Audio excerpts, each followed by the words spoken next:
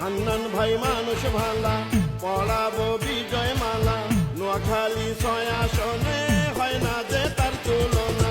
সারা বাংলার পরিচিত নেতা হান্নান ভাই, এমন নেতাকেই আমরা সংসদে চাই।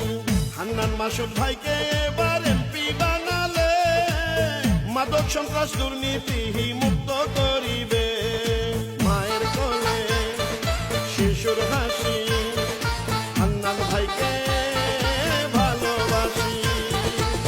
হাতিয়ার কৃষক শ্রমিক জনগণ সবাই পরিবর্তনের অঙ্গীকারে হান্নান ভাইকেই চায়।